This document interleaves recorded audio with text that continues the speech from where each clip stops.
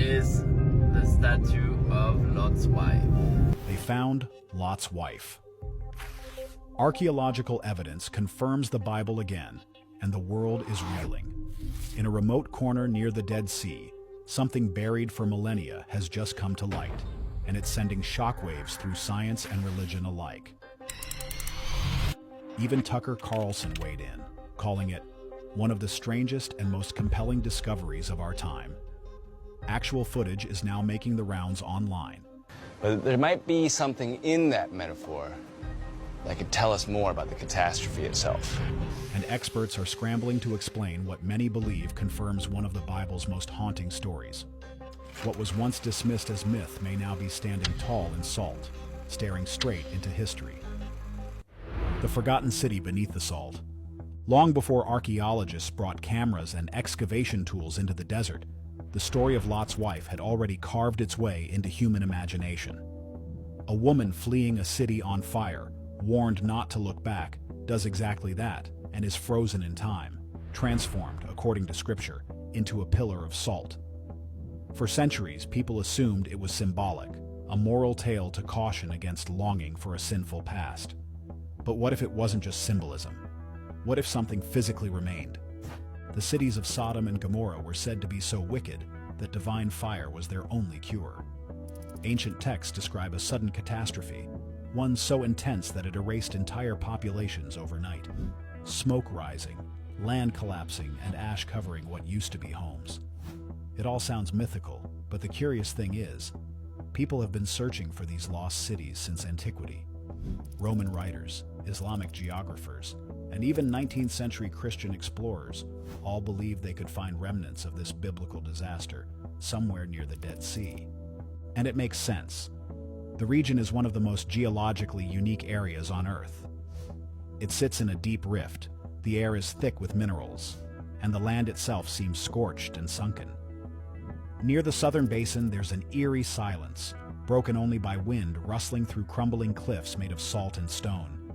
Here, strange formations appear on the horizon, including a massive salt mountain known as Mount Sodom. Its name alone carries centuries of speculation, but it's what lies within and around that mountain that has attracted renewed interest. Not long ago, a new generation of researchers returned to this ancient terrain, not as religious pilgrims, but as forensic scientists, geologists, and archaeologists.